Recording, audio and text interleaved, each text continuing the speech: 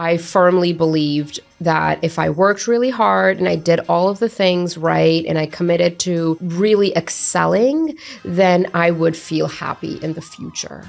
So that's what the toxic productivity mindset does. It postpones your happiness. It tells you that you are deserving of joy later on after you cross the finish line. By the time I hit my 30s, that happiness was not coming. I had done all of the things, I had checked the boxes, and I wasn't feeling very happy, even though I was getting the reward for my hard work. I was trying to understand the relationship between productivity and your life and your happiness. So I did like a screening and it didn't show any clinical issues. That's what told me that if this is not an internal problem, it's an external problem. Israa Nasir is a New York City-based psychotherapist, writer, and the founder of WellGuide, a digital community for mental health awareness. She has a specific focus on mental health, identity formation, and healing for the AAPI first and second generation immigrant community. Israa has been featured on NBC, Vox, HuffPost, Teen Vogue, and other major publications, and has been invited to speak at corporations such as Google, Meta, and Yale University. And now she's here with us. Welcome to Toxic Free with KB, Israa Nasir.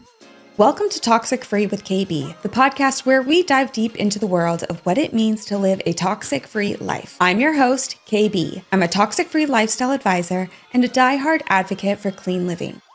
Okay, I have a burning question for you, Israa. You ready for this? I don't know what you're going to ask, but let's see. Okay, let's see it. How do you dismantle the myth that doing more makes you more worthy? You are just going right into it. There's a couple of things you want to kind of think about because, I mean, even the question itself, it's so big. It's so daunting. And anytime you're trying to make a change of any type, you have to kind of piecemeal it. You have to break it down. So one of the things I think what can be called the lowest hanging fruit is try to see if you can do things that are not outcome oriented. A lot of us, when we are on this like hedonic treadmill of achievement and outcome, many of us don't know that there's another way to get that feeling of worthiness, the feeling of being enough. Because right from childhood, we're told immediately that external achievements matter more. And so we just never become acquainted with the joy of living an outcome-free life. And so if you can start to infuse some of that in your day-to-day, you will start to become a little bit more aware that there's another way you can feel better. So what does that mean? Right? Like, what is outcome-free living? It's essentially pursuing things that you know don't have a direct outcome or goal or achievement related to it. So having a hobby for the process, like you're enjoying the process, you're not trying to get better at it. Okay. Intentionally being bad at stuff. What? Yes, I know. It's overcoming perfectionist here. Yeah, it's very hard. But I feel like that is like a really good gateway into this type of mindset. Oh my gosh. Okay, so you were like using that example of having something that doesn't have an outcome, like a hobby. And I'm thinking of like, okay, doing pottery or doing something with like clay. And I'm thinking, how do I not make like one of those like little finger pot things? Or like, how do I actually not make something, but how do I just like stick my hands in the clay, feel the clay? Yeah. Like that doesn't even make sense to me. It's like, how do I not produce, you know? Yes. And we live in such a productive-based culture. You wrote this book called Toxic Productivity. So why do you think productivity has become such a significant measure of that self-worth, that self-worthy in today's society? I think that achievement and outcome has always been a part of our society. You know, I think we're going to talk about like modern day North America, because that's where we are, right? In modern times, it is associated with social status, it's associated with money, it's associated with privilege, right? And so it's always been a part of our culture. But I feel like something really significant happened with the advent of internet and like the rise of technology. And what it did is it blurred the lines between work achievements and personal achievements because you could now work from home. So when my dad was coming home from work, if his boss needed to reach him, he would have to call the landline or wait until the next day. But today, even like in the 90s or like the 2000s onwards, that like your boss could reach you at any time. Your coworkers can reach you anywhere because of email, right? Essentially what happened is it just started to permeate our whole life. I think that is a really significant reason why people are so productivity oriented. And then with the rise of technology, with apps, measuring everything, being able to, biohack your body, measure your circadian rhythms, measure process and progress all the time has also kind of tapped into our very base need to keep track of things. And so I think it's like a convergence of factors. There's not one singular reason. And then of course, like if you think about just the millennial generation on its own, I'm a millennial, and the millennial generation was kind of raised in the myth of meritocracy. And so this idea is so deeply ingrained in millennials who are now entering like 40s, late 40s, like management positions. They are having children. They are becoming parents. But this whole generation was raised with this idea that if you work hard, you will get the outcomes. But it was a lie. Wait, can I ask you what year you were born in? Yeah, 1987. Oh my gosh. Are you an 87? I'm an 87 baby. Oh. Let me tell you about this theory that my husband and I have actually agreed upon. And it's that the millennials, or the group of babies that were born in like the 87, are like mega hustlers, right? Yeah. And I feel like, could you agree? And it's like, do more, like, achieve more, and we'll get it done. Like I was just telling the producer before we started, like I worked my butt off to survive in California, from being a girl from Kansas, working 5 jobs, and then B, like growing the life that I've wanted to live, right? And now we're in that sandwich culture of taking care of our parents, but then taking care of our kids if we have kids. And it's just like, whoa, like all this stuff. So there's so many things to measure constantly, and it's quite overwhelming. So it's like almost, how can we get out of that toxic productivity mind? And so, this totally makes sense why you wrote a book about toxic productivity. I do agree with the 87 baby thing. My friend, who's also a therapist, has a very similar theory about 87 babies, that there is something distinct about them. And, when talking about making new friends in New York City, because it's a hard place to meet people, she was very much like, I want to find other 87 babies. Like I want to find out. Exactly. And so when you said that, I was like, oh my gosh, like other people also believe this. And I do think that there's something in that, because we were kind of like, we entered the 90s when we were like 3 years old. And so I think I feel like there is like a bracket of people who grew up analog significantly enough and digital significantly enough that I think overlaps with development. And I feel like there is something distinct there. But we as millennials were very much firmly rooted in this meritocracy mindset. And then, of course, we grew up and we realized the whole thing was a sham. And we are like, what? Exactly. Meritocracy is not real. There is not a one-to-one relationship between effort and outcome. You can put in a lot of effort and get a mediocre outcome, or you can put in a minimal effort and get an exceptional outcome. And it's based on so many different things. My God, that's so beautifully said. I could totally jump into your childhood upbringing right now and be like, whoa, what brought you to the subject of toxic productivity and this like overachievement mentality and like, holy shit, I got to get out of this, you know? Yeah. Kind of jump into that briefly. Sure. And then I want to ask you the further question about toxic productivity. Yeah. So I grew up in the Middle East as an expat, and my parents were, I'm originally Pakistani, so they had moved. And then we moved to Toronto when I was 13. So just like a lot of different cultures happening. And there is something embedded in like this immigrant need, because you're constantly starting over, right? To really just put your head down and work hard and be quiet. And so that's kind of like the culture I grew up in at home. I saw my parents work very, very hard all the time. And rest was not something that was positively modeled, not intentionally. I think it was just the way they operate. And so even if you had like a day off, there was swimming and tennis and music. So you were never really just kind of loafing. You're not vegging on the couch? I have never seen my mom like that. She's not like, No, I mean, and now she's much older now, so now for sure. But oh my gosh, up until like even pre-pandemic, she's not the kind of person who was just chilling on the couch ever.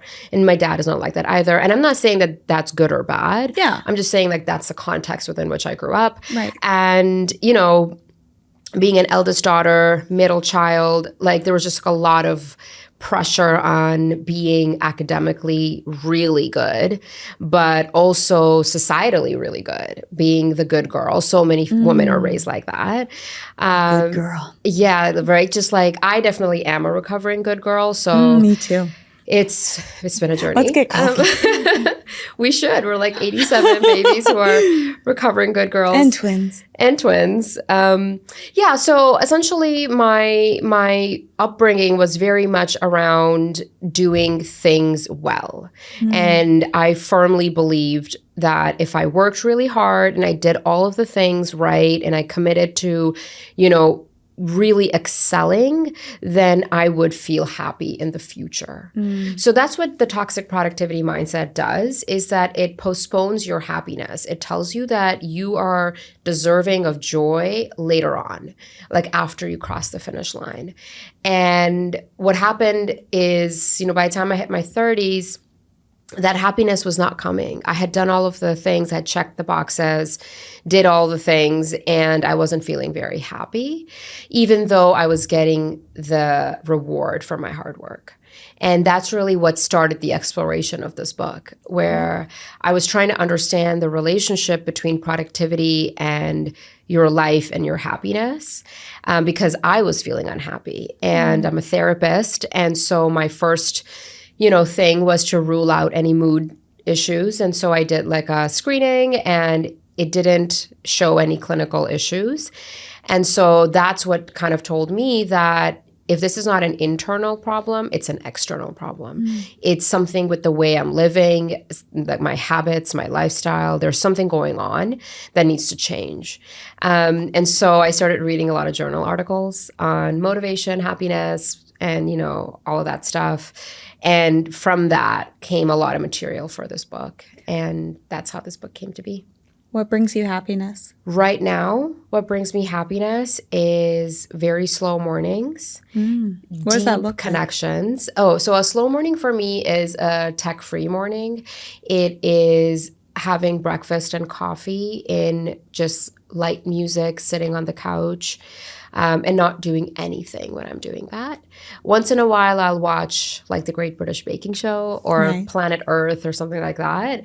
And it's only 15 minutes, but it's really making sure that I do that before I start my day.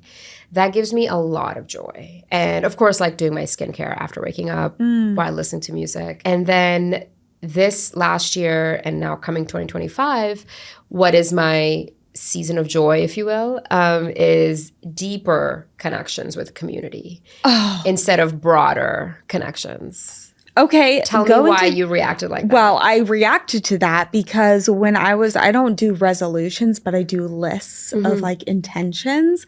And that was definitely one of my 2025 is to get back into really deep relationships. And we just had that conversation about meeting friends as an adult. Yeah. I think especially after the pandemic, we've gotten a lot of separation with just like face-to-face communication or learning about other people. And that's been one of my big to-dos is to make those deeper connections, get back to my community, get involved, whatever that looks like. I don't know if that's kind of what you're going for, but I think definitely like we have so much isolation within such a connected world. Yeah. If you know what I mean? Absolutely. I think so many people are struggling with loneliness, but we are hyper connected digitally. I definitely think that I want everyday friendships. I want to go do like a grocery run with a girlfriend, just go for a walk. I feel like prior to the pandemic and even immediately post, a lot of our friendships became event friendships. Oh, let's do something. Let's go somewhere. There's a restaurant. There's some show is coming to town or whatever. And I feel like that just for me like lacks a lot of connection if I'm only seeing you at events.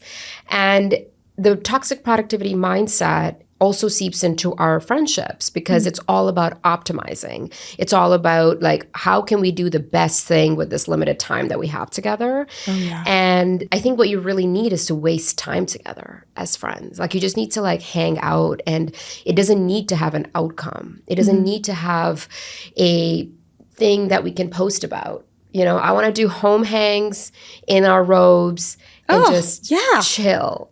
Get the robes. Yes, I'm a robe girl. Me too. I'm a robe girl. I'm a robe girl. Through and through. My husband, I talk about him so much on my show, but I had this thing about taking ropes from hotels. Because I've never been brave enough to do that. Well, they charge you in the end. Oh, okay. But I find that they will sometimes have the best robes, sometimes not. And I had so many robes in my closet. One day we were doing our closets, like cleaning them out. And he's like, you can only keep 3 robes. And I was like, only 3? So now like I have this like point, like I can only have 3 robes in my closet. So if I find another one, I have to rotate it out. Are you ready to elevate your skincare game? Meet WellGuide Sciences, a revolutionary skincare brand blending cutting-edge science with natural ingredients to create products that truly deliver. With proprietary formulas like their award-winning Ionia line, WellGuide Sciences harnesses the power of space-age technology and advanced research to target fine lines, wrinkles, and skin damage. I absolutely love this line so incredibly much, y'all. I use it daily and have noticed that my fine lines that were starting to form have been dramatically reduced in appearance. Yes, naturally. This is definitely a hooray moment for me. I also love that their products are dermatologically and clinically tested, as well as a toxin-free. Perfect for anyone embracing a healthier and toxic-free lifestyle. Guys, I don't approve everything, but this I definitely approve. By listening to Toxic Free with KB, you'll get exclusive access to, get this, 25% off all WellGuide Science products by using code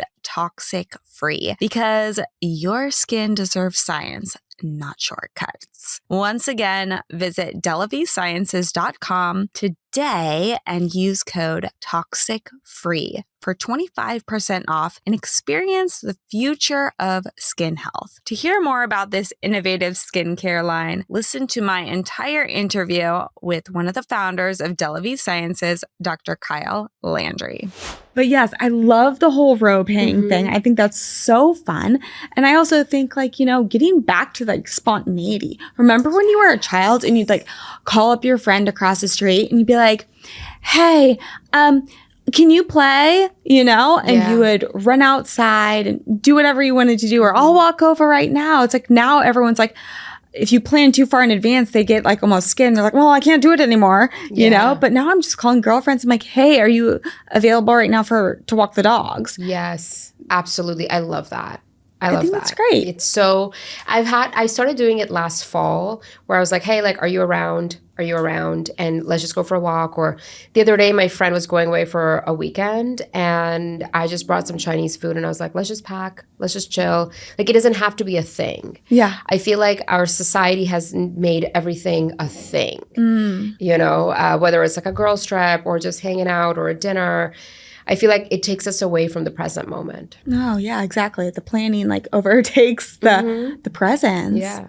So how can toxic productivity be disguised? So toxic productivity takes the shape of a lot of things, and most of them are pretty celebrated in society, so it's very hard to catch on to what you're really doing. One of the things that I see a lot in my clients as a therapist is, so predominantly my clients are Gen Z, millennial. They kind of skew Asian female just because I'm an Asian female. Oh, cool. They're all overachievers by virtue of so many reasons, right? And one of the ways I see toxic productivity show up a lot is this drive for personal development, also in self-care.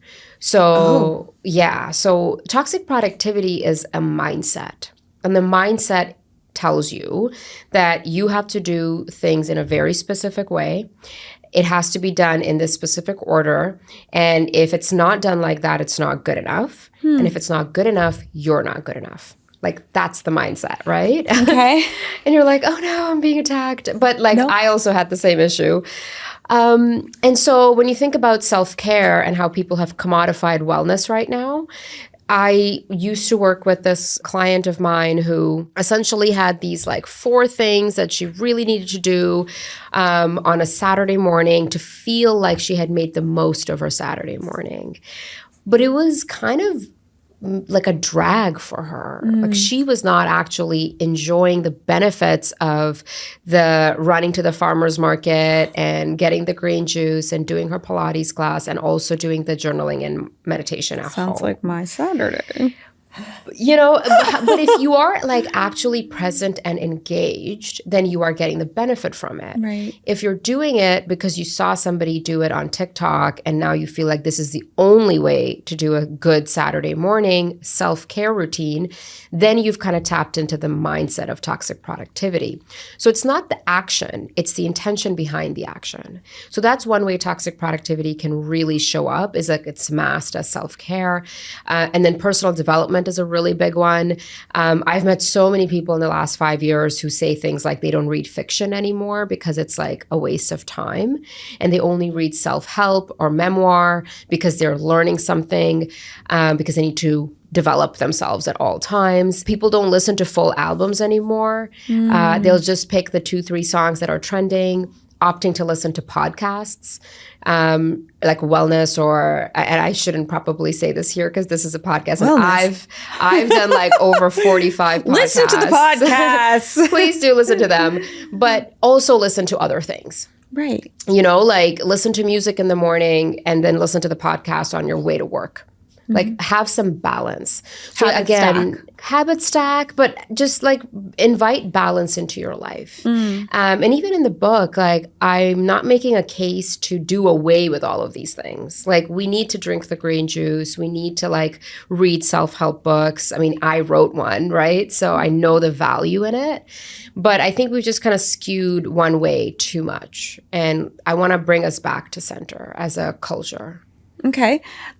So when you talk about like having the routine, right? Let's use the Saturday routine, going to the Pilates class, having your green juice, all the things that I do. Like, I have my routines every single day because that just keeps my mind level and I know what to expect at the next time.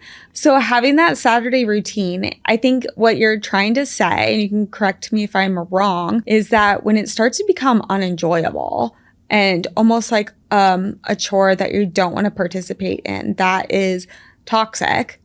And when it turns into just finding, you know, busyness to fill in the void of time so you don't have time to like wander or be in awe, that's toxic productivity. Is that correct? Or is there a difference between being busy and being productive? That's completely correct. Is the routines are so important. And like I was saying, my morning routine is like the cornerstone of my day, and I don't like shifting from it. And so the routine is important. What you do in the routine should really be in alignment with your values and the things that you enjoy. It becomes toxic, exactly like you said, when we are no longer enjoying it, or we are measuring, right? So anything that you start competing and measuring and really berating yourself for, now you've actually lost the benefit of that routine if you're like being mean to yourself about it. Motivating yourself is different than being mean to yourself. And I think sometimes we can confuse the two things. And also is if you start to feel like if you don't do it, you are not good enough. So you skip a Pilates class one Saturday because maybe you were just really tired. How do you speak to yourself after that? Are you encouraging? Are you understanding of why that happened? Or is your self-talk so critical that you kind of lose motivation for the rest of the day? So these are some important things to think about when we think about our routines and our habits, because again, the intention behind the action is what matters the most. We're using self-care as an example here. So how do we make those moments of quote unquote toxic productivity, how do we make it healthier for us in our lifestyle? Instead of if we do and dismiss an activity, how do we not get down on ourselves or beat ourselves up in order to like not, go back into that rabbit hole again of doing more, measuring more, competing with yourself? I think that, and this is like an interesting thing because a lot of people do say to me, well, if you're too lax on yourself, you're going to lose motivation. It's really important to kind of push yourself and all of that stuff. But I think what's important is that let's say you miss an activity and, obviously like self-care is important. You want to be healthy. There's a difference in like berating yourself and holding yourself accountable. So if you are struggling with meeting a self-care goal of yours that you week after week struggle with, you're dragging yourself to your Pilates class, you're always getting there rushed, you're late all the time, like all of those things are happening, I would actually encourage you then to take a step back and examine whether Pilates is the thing for you. I would examine whether that time slot is the time for you. Everyone's body is different. Not everybody can work out in the morning. Like I know that doing like a weights class at 7 a.m. is just not for my body. I know that about myself. In the same way that my most creative writing happens after 11 a.m. Like I know that.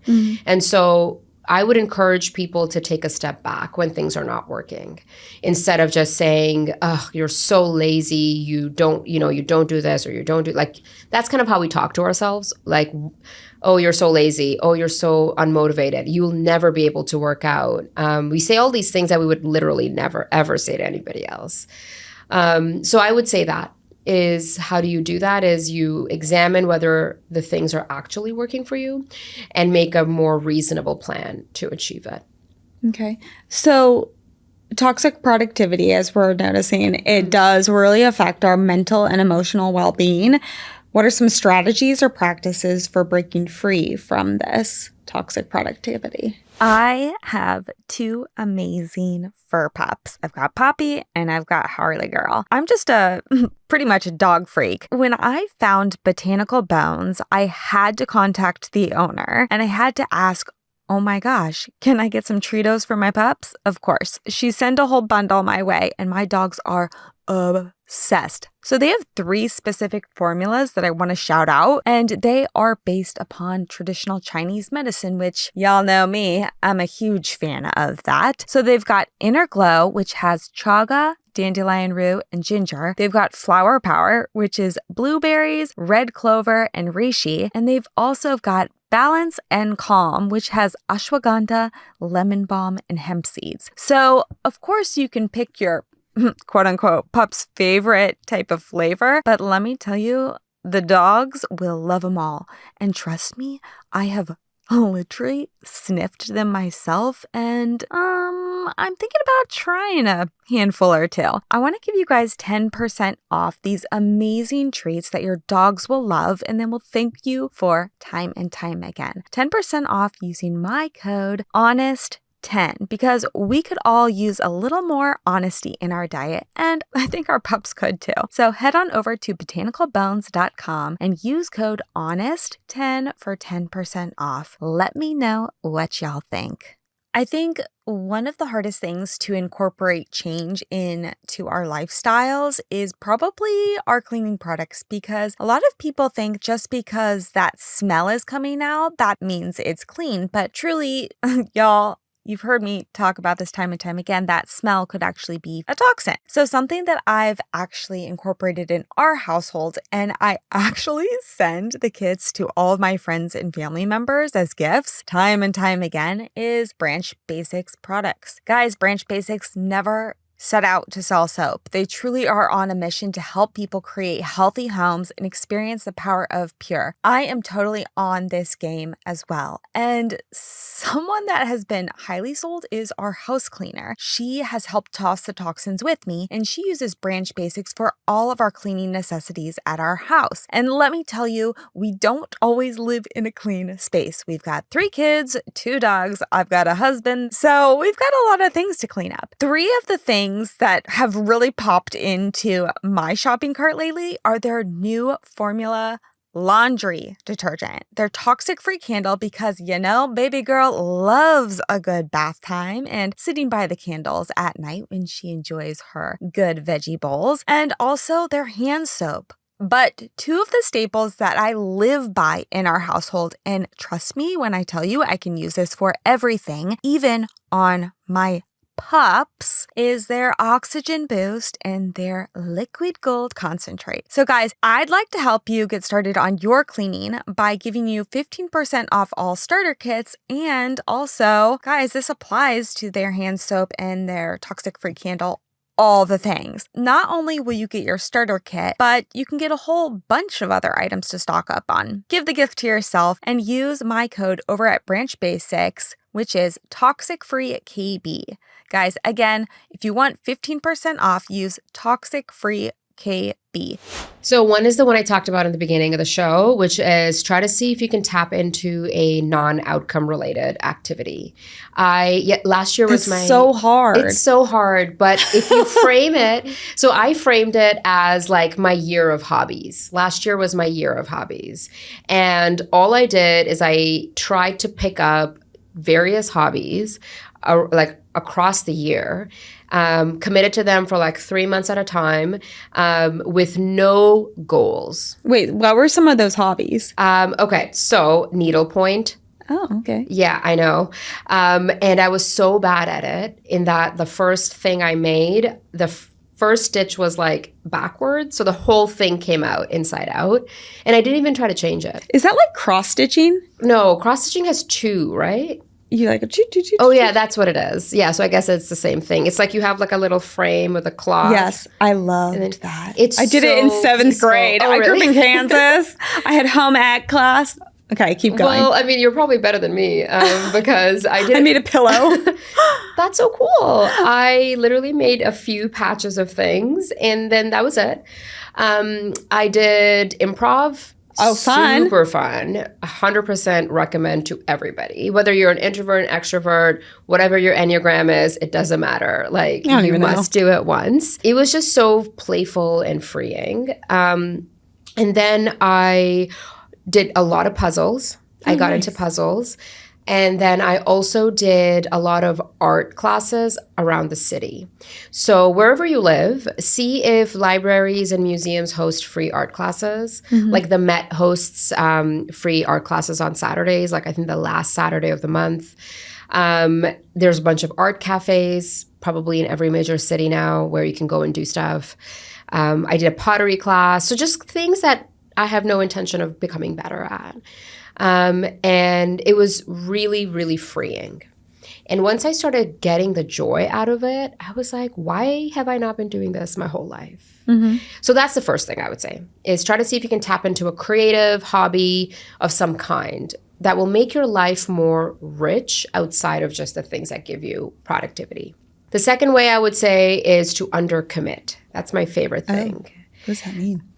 So undercommitting is saying yes to one less thing. And how do you even do that? You first have to do like an audit. So you kind of look at your last 3 weeks or last month and kind of see a pattern in how many things you do over a week. How many things do you say yes to on a weekend? And then try to do one less of that for the following month. So I decided to keep one block on a weekend free because my perfect weekend before was jammed, like back to back. I mean, sometimes my husband and I would go out for like 24 hours. What do you mean? Yeah, like we would leave brunch on a Saturday and then like not come back to like late Sunday, like early Sunday morning. Did you go? We were You're just like, we're gonna go sleep somewhere, or you were just up all night? Out. Like we would do brunch, lunch, afternoon vibes with somebody on a patio or a rooftop, dinner, after dinner show.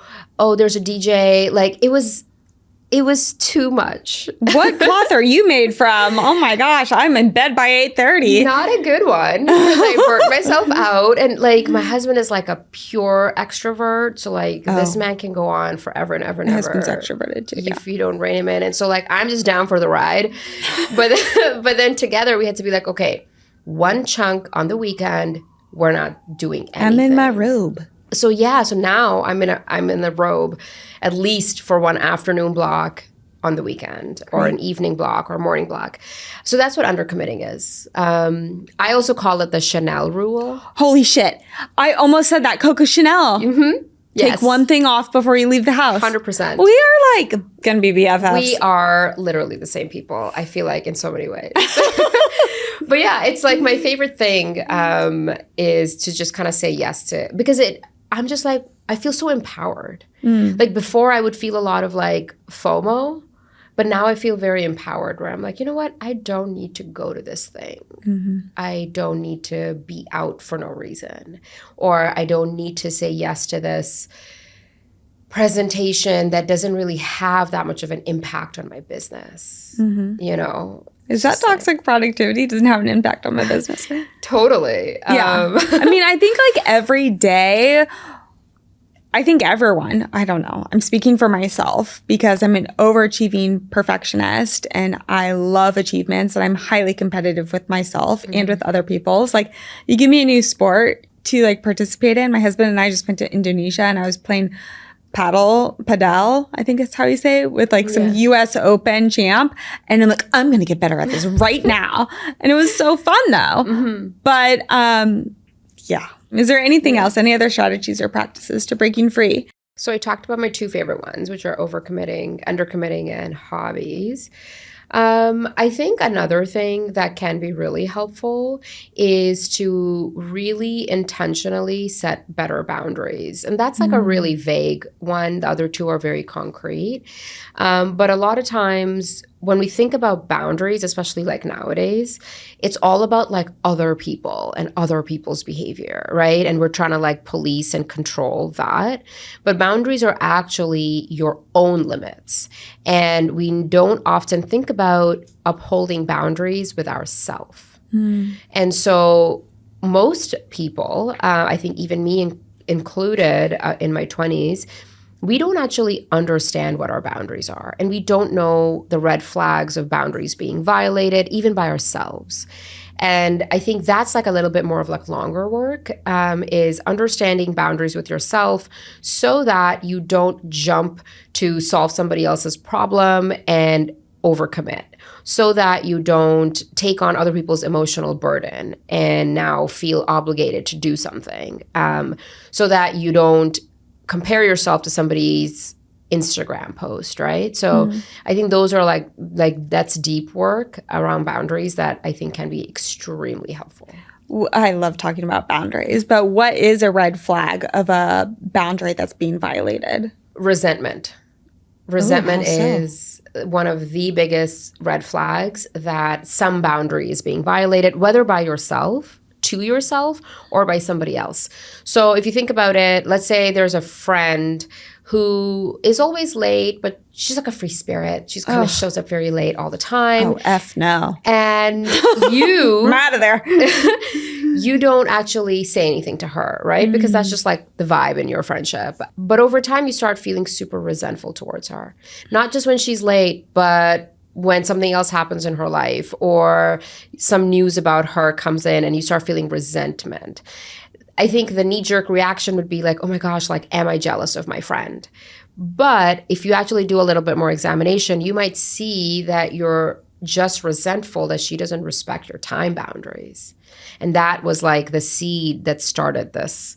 Or if somebody who constantly interrupts you, you will start to feel a lot of resentment towards them. Or if you have a partner and they don't really do their share of domestic labor, and you have this like bubbling resentment that kind of comes up in passive-aggressive comments, that means that that person is not respecting some boundary about you. So passive-aggressive conversations, arguments, whatever that may be. So when a boundary is violated and it becomes toxic, how do you approach that with that other person in front of you? First of all, you have to really have a goal in mind before you approach the other person. So there's a lot of work that happens before you approach the other person. What are you hoping to achieve? Do you just want to let them know? Or are you hoping for them to change something in your dynamic? So that's the biggest difference. Second, you really have to prepare the conversation to be very much focused on what you're asking, not what they're doing. So a lot of times when we have boundary setting conversations, we think that it's like, oh, I don't want you to do this anymore, or I don't want that to happen anymore, when really it needs to be framed as I'm not comfortable with and I can't tolerate X and I'm not able to do Y if you do X. And so it's really focused on you and what your limits are. How you feel, what your needs are. What your needs are, or what you hope for. You can frame a boundary conversation like that as well. Like, with this friend who's always late, you can say, I hope to have our full time together. Would it be possible for you to be on time, right? Instead of saying, I can't see you if you're not going to be on time, which is the most firm way of setting a boundary. And oftentimes, that's the last resort.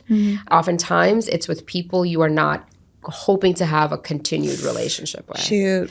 So boundaries are very varied. Friend breakups are the worst, I think. For me, I feel like, this is a side note, like romantic heartbreak is hard, but a friend breakup is, for me, I feel like a little harder. Oh, man. Yeah. Rough. But anyway, that's my little spiel on boundaries. Well, I'll have a whole nother podcast about friend breakups for sure. That's like childhood trauma right there. But jumping into cultural and societal influences, we kind of talked at the top of the hour about how society does kind of ingrain in us that we got to do more, we've got to compete more. Oh my gosh, Instagram is so tailored now. Everything is a show. Hey, societal pressures are extreme right now. And it's almost overwhelming to the point where we just are like, I'm so exhausted. I don't even want to do anything. I don't want to perform anymore. And it's almost like we're trying to be rebellious at this point. So how do societal pressures like hustle culture and social media contribute to this cycle of toxic productivity? Well, one thing is for sure, I do not envy the people who are growing up right now in this world. I mean, I'm in my 30s and my mind feels like scrambled eggs sometimes when I'm on Instagram and TikTok for too long. And I have to because I create content there. Right. And even then, I'm just like overwhelmed, questioning myself, wondering if I'm doing the right thing. Should I put this out? Or like, did I do enough with this book? Like that person did that show and this person did, like I can't imagine being 13 and having to deal with all of that. I have so much just compassion and sympathy for the people who are growing up right now, because and I don't want to like say that social media is the worst thing in the world, because it's not. There's a lot of benefit there, but it is rewiring our brains. And when your brain is not developed, it's going to develop in a different way because it's being rewired by algorithms.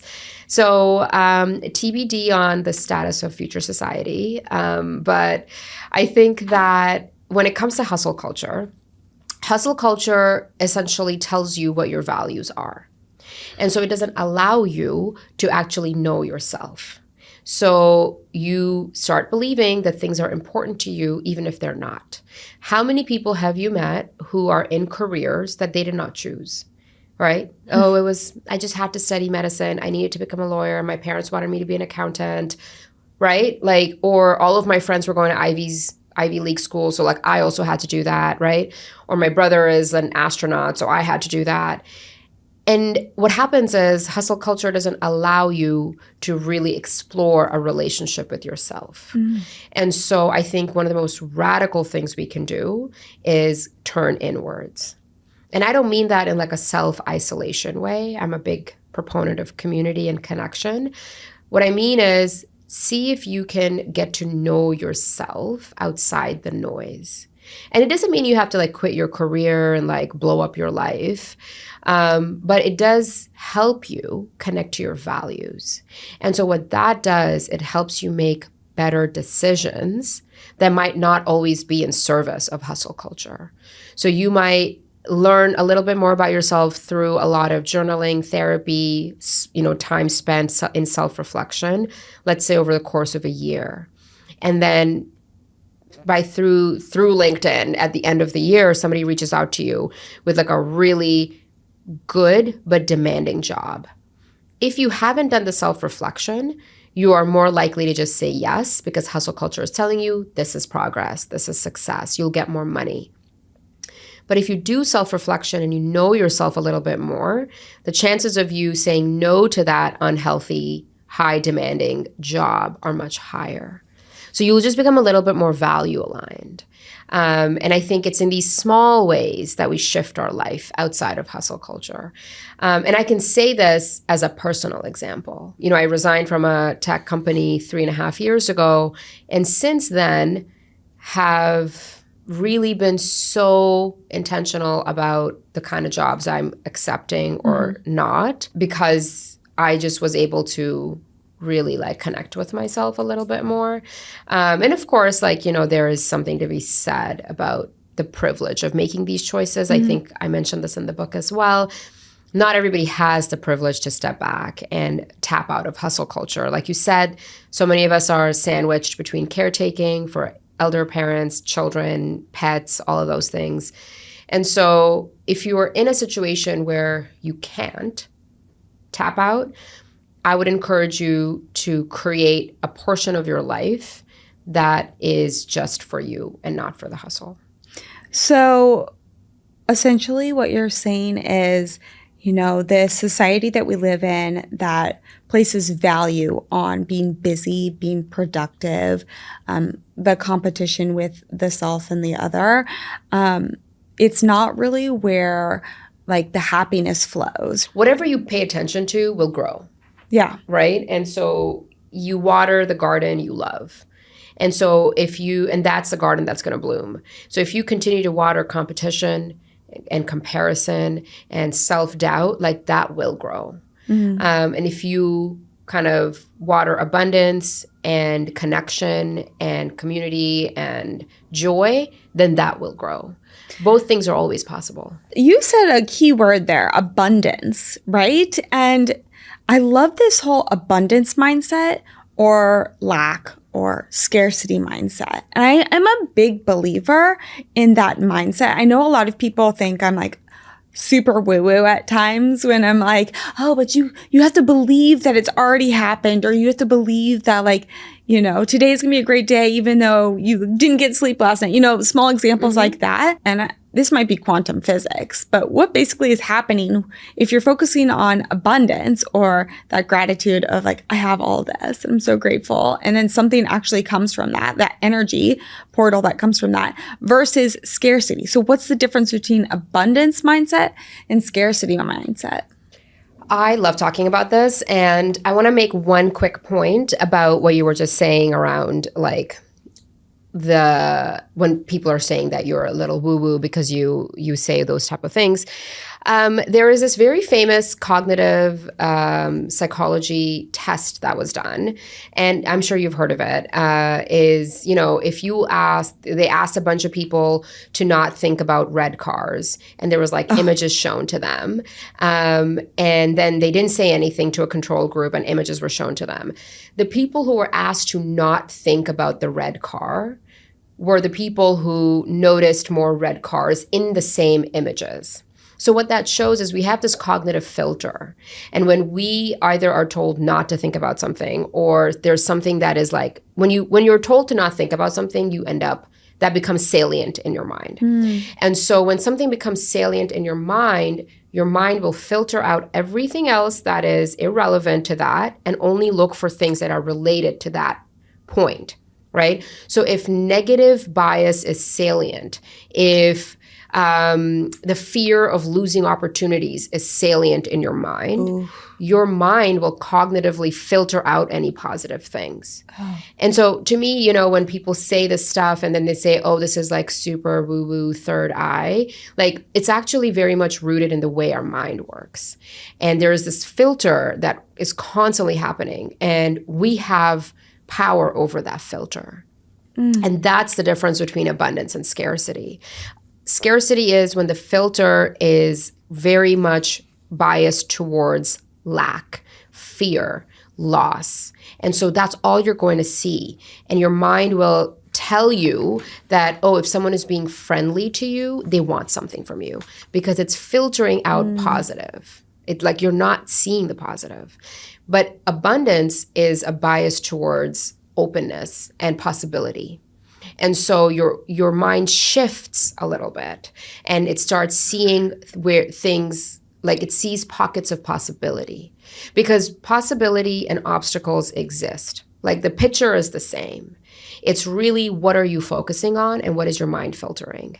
And that's why it's so important to approach your life through abundance. Like people can call it many different things, right? People call it, some people call it abundance, some people call it personal growth, some people call it like gratitude. Like there's all these words for it. But the truth is you're just looking for possibility.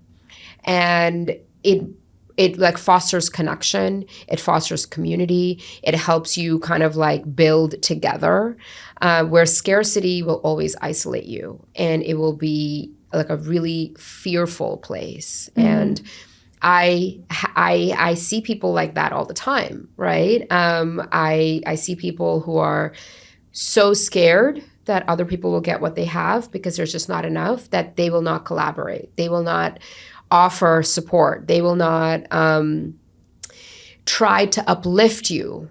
And then I see people who will literally say my name in rooms that I could never have been in, but because they have this abundance mindset of like, everybody rises when the tide rises. Yeah, we got to work together. Exactly. And so it's just really a cognitive filter. And it's rooted in so many different things like self-doubt and insecurities or confidence and self-assuredness.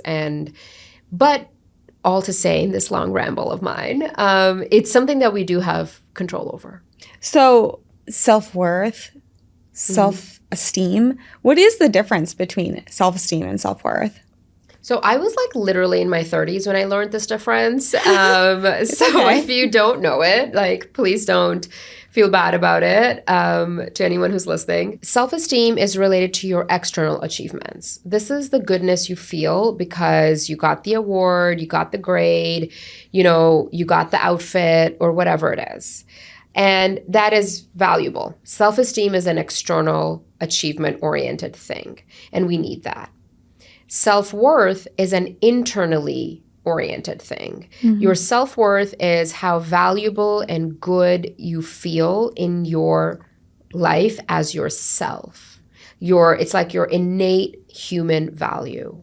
And so it has nothing to do with an external achievement. And so a good way to kind of like solidify this, because it is like they're so closely connected, is your job. right? You can get a lot of self-esteem from your job because it gives you status, it gives you purpose, right? Like you do things, and that's good.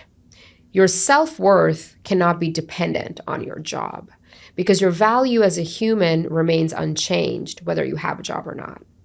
Those are values like kindness and compassion and, sympathy for people, empathy for people. All of those things that make us human are our self-worth. Wait, I have a question then. Yes. How do we decouple what I do from who I am?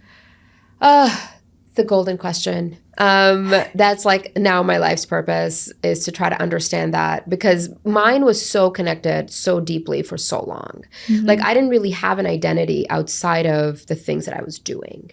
And it wasn't just my job. It was like all the side things that I was doing, the side projects I was like, my side quests, if you will. How do we decouple these two things is really understanding your own value as a person first. So how can you do that? Okay, really uncomfortable exercise. Okay, let's do it. We don't have to do it now, but I will tell you it. If you had to write an intro for yourself that did not include any external markers of school, relationship, role in your family, how would you describe yourself? How would you introduce yourself to somebody? Honestly, I'm a kind, loyal person that will always have your back and, see the best in you until you do me wrong. No. But yeah, I would probably just keep it pretty basic. Like I'm a kind, loyal person that's pretty reliable. So that's an excellent way to start that, right? And so let's say something happens at work for you. Okay. Right? How do we decouple how you feel about yourself from the things that you do? Is ask yourself questions if the things you define yourself as have changed because of this thing that happened. I'm not a kind, loyal person. Exactly, right? Like that's not true at all. And so interesting. The more we think about this kind of stuff, like let's say you really pitched yourself for a deal somewhere and it didn't go through. And immediately you're like, ugh, I'm a loser, right? Like I didn't get this. I should have done this better, blah, blah, blah. Immediately start questioning, like, am I still a kind person? Yeah, but like, am I still a kind person? Like, am I still a loyal person? Like, have my values changed? No. What that will do is it will shift you to start to see that, oh, this thing that's happened at work is external to me. It's not internal to me. Like, I'm not a loser because I didn't get the deal. I just need to change my pitch strategy. And so it just helps with that. It's a lot of self-talk, essentially. Oh my gosh. I'm my own best friend. Let me tell you, I talk to myself all the time. Same. I'm in my head all the time. And it really helps, honestly. When I think, you were talking about like our mothers, right? Or I'll say our mothers. Yeah. The slowing down mentality, right? The slowing down mentality, the giving ourselves time to rest, maybe like throw a curveball into our Saturday and say, I'm not going to go to the farmer's market. It's okay. I don't need arugula. It's fine, But then we feel like shameful for not, checking that task list off. What advice do you have to give to those who feel guilt or shame when they take time to rest or slow down? I'm asking for a friend. So one of the things that I notice, and I know this is in myself as well, is we feel extremely uncomfortable in our bodies when that happens. Like your body just like, you're like stressed. Like you just feel icky, like you feel nervous, like you feel the guilt in your body. I'm getting sweaty just like thinking. Right? Because you've probably experienced this because I have. This is called productivity guilt, right? And so for that, and that's really helped me, as somebody who was like an overachiever, and I don't know if you could relate to this, I grew up very disconnected from my body.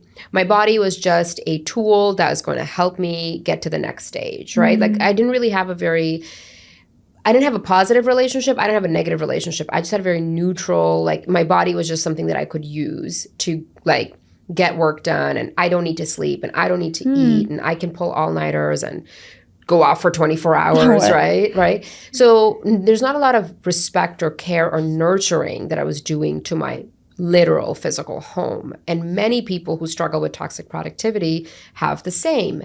And so your body starts feeling uncomfortable when it's not moving, and you're so disconnected, you don't know what to do, so you just end up jumping into action. You don't go to the farmer's market, but maybe I'll reorganize the pantry, right? Like I've done that so many times. I love doing that though. I know, I do Virgo. too. I love doing it, but it's like, why am I doing it is the question I have to ask myself. So to answer your question in a very long-winded way, do some body work.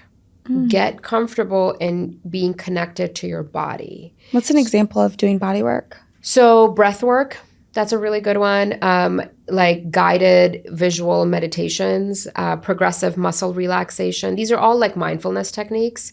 If you're somebody who is really uncomfortable with stillness, then you want to do some like dance, any kind of thing where you can process that energy of your body without jumping into action.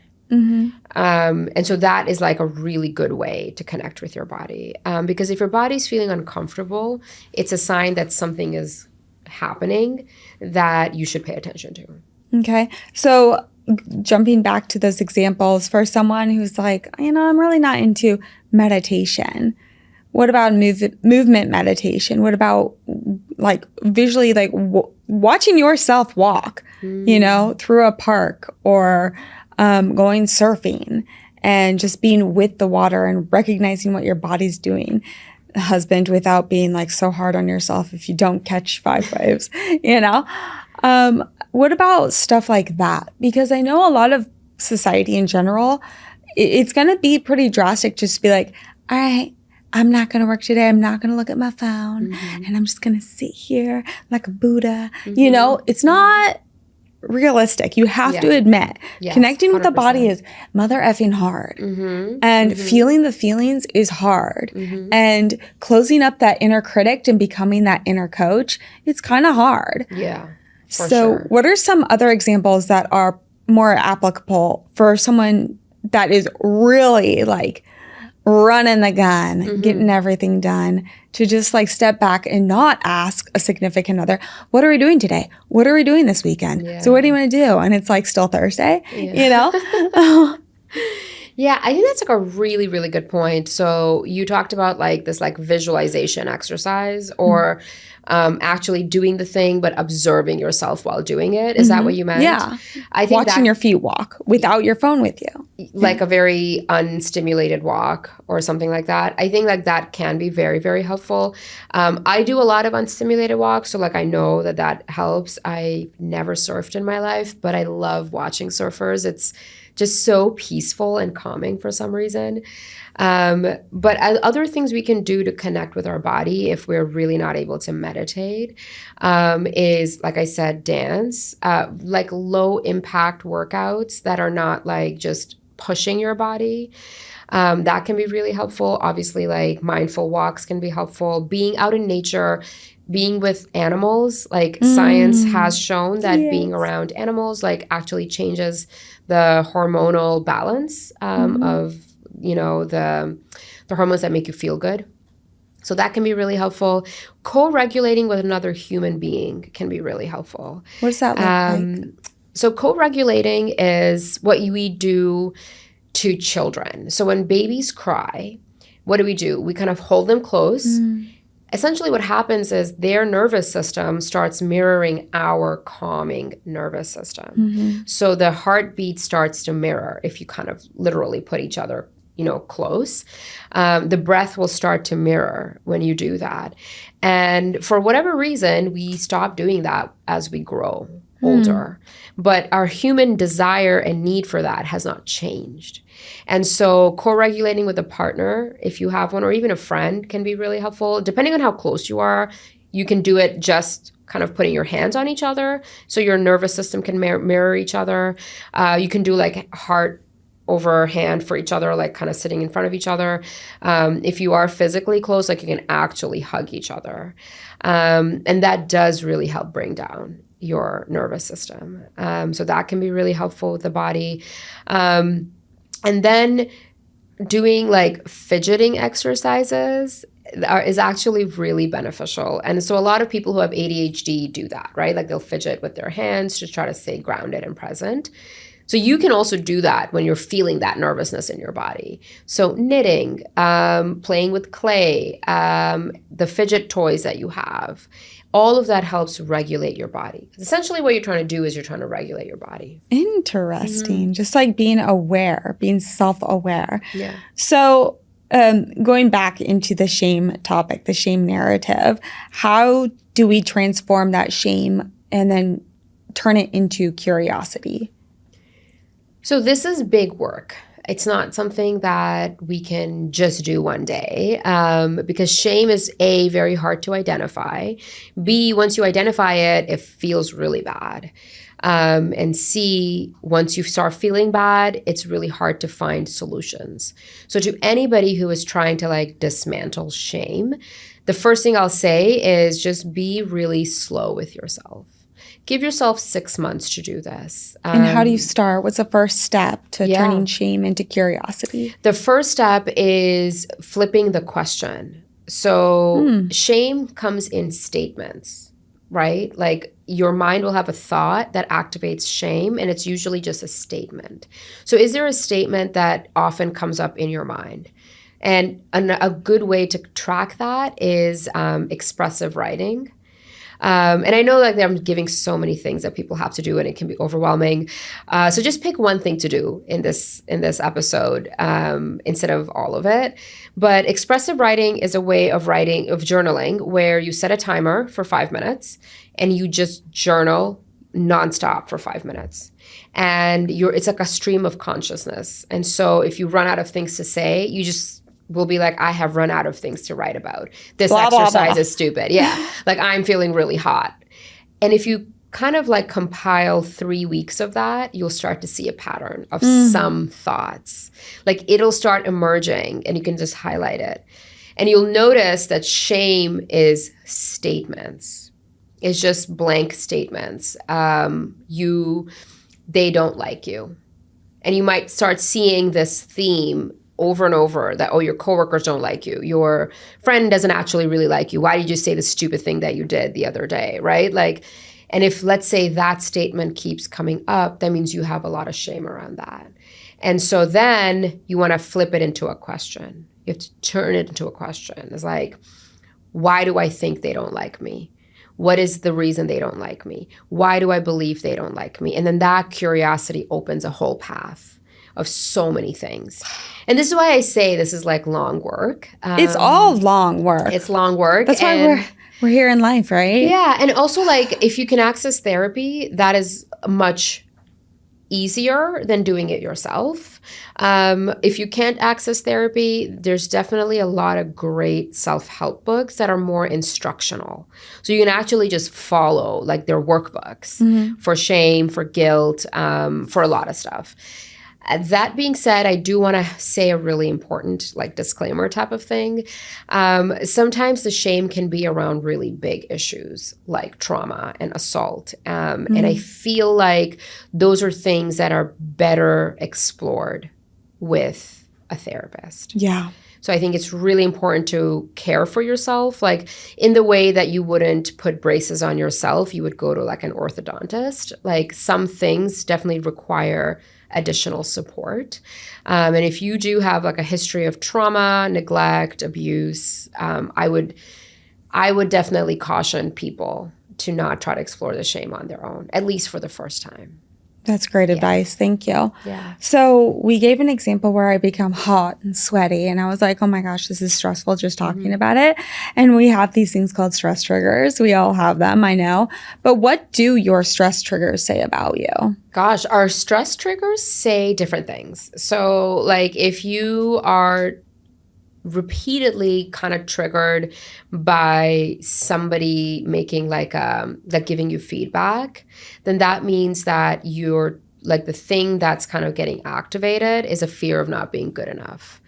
If you are repeatedly kind of stressed out by somebody thinking that you're not competent, like, oh, I didn't do this right, or perfectionism, like making mistakes stresses you out, then you struggle with like perfectionism. So like the stress triggers are always telling you what you're most afraid of. And I think we can be afraid of not being good enough. We can be afraid of being abandoned. We can be afraid of rejection. These are the core human things that we are just afraid of. Like, we don't want to be abandoned. We don't want to be rejected. We want to belong. We want to be accepted. These are like the kind of things that our stress triggers can tell us.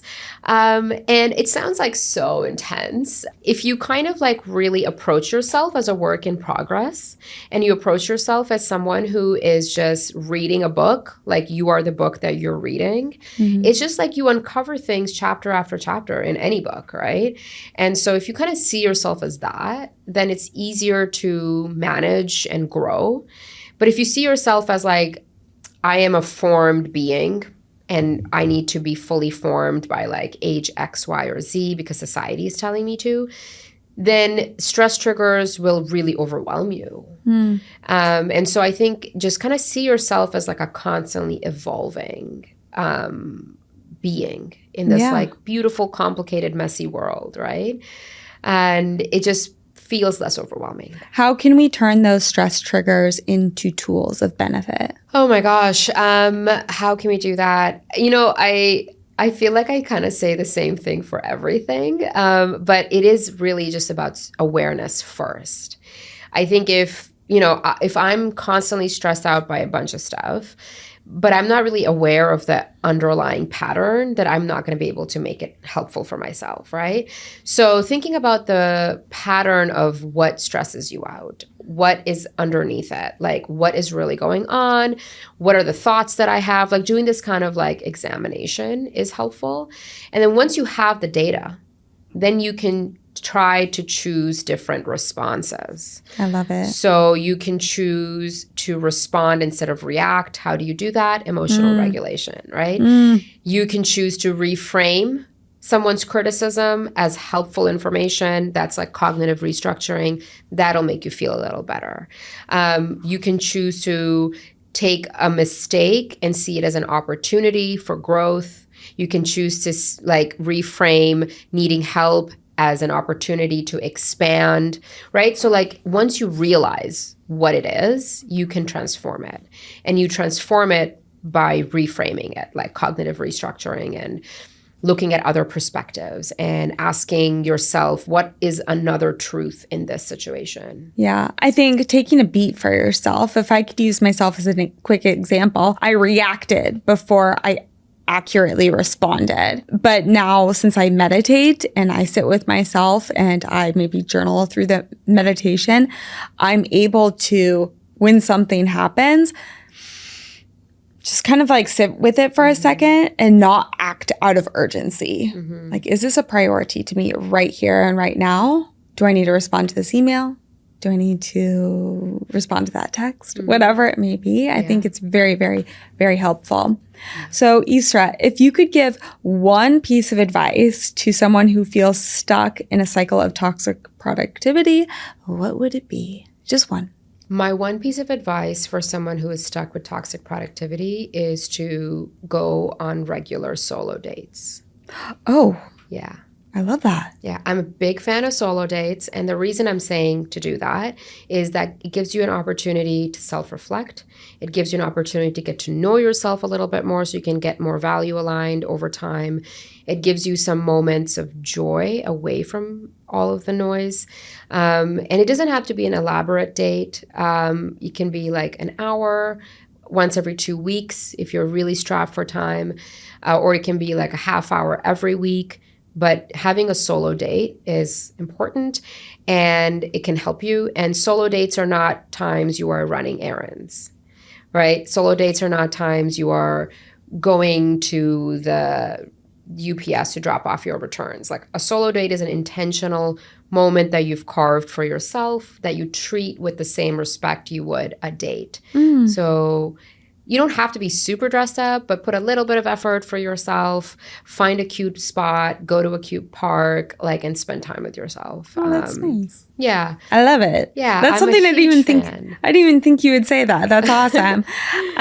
What is an everyday non-negotiable in your life? An everyday non-negotiable in my life for the last 2 years has been an unstimulated or understimulated morning. And so not getting on my phone right away, not checking Instagram right away. I auto schedule my posts so I don't have to open the app, and not like getting super activated right away. So slowing down the cortisol and the adrenals. Super. I love that. So these bright lights are like totally not helping you right now. No, I'm just kidding. It's afternoon. It's afternoon. I do drink coffee. So that's like also a non-negotiable for me. I definitely cut down a lot. But like coffee, breakfast, understimulated time. Super non-negotiable. I love it. For our community out there, for all of our Toxic-Free with KB listeners, what is one easy toxic-free habit that we can all start practicing today? I think one easy habit is to stop forcing yourself to be around people who make you feel bad about yourself. Oh, that's a goodie. Yeah. I love it. And with that, we'll make it a wrap. Where can all of our listeners and viewers find and connect with you? I am very active on Instagram. So it's at well.guide. And then all of the resources around the book, including like more workbooks and stuff, are on my website, which is israhnasir.com. I love it. Thanks, doll. Yes, thanks. This was a great conversation. And here we are at the bottom of the hour with our hot habits. My hot habit for today, and it's been going on for a while, is electrolytes first thing in the morning. Yes. So I prepare one of my giant 32-ounce jugs with 40,000 volts. I know you're like, what even is that, KB?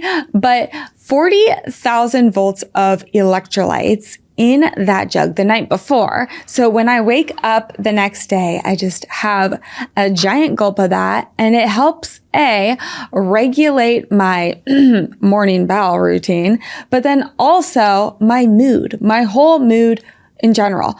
A lot of the times we wake up dehydrated. So this is a really nice jump start to our mornings and the morning routines. And so we can hit the ground running.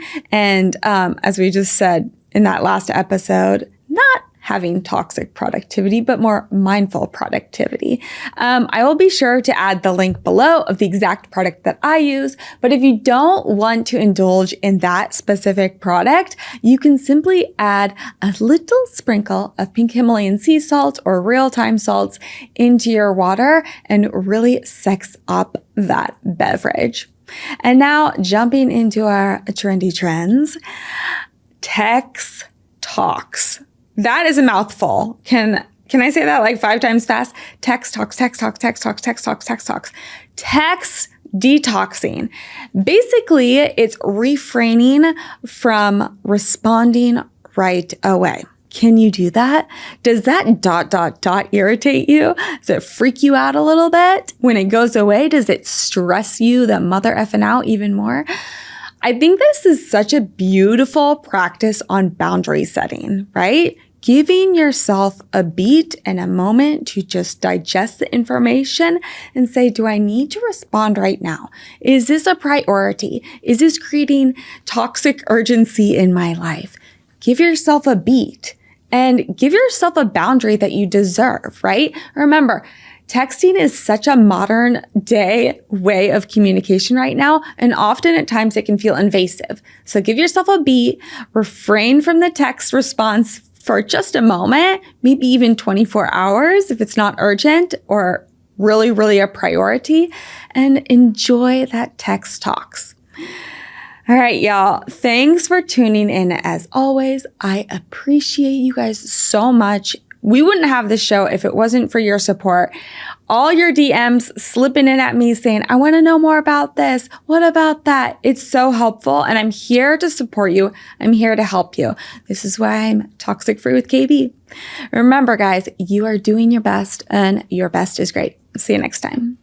Thanks for watching Toxic-Free with KB. Please subscribe to the show, comment below, And check us out on Instagram at toxicfree.kb and TikTok at toxicfreewithkb. See you next time. This is a Kilo Bravo Media production brought to you by Rainbow Creative.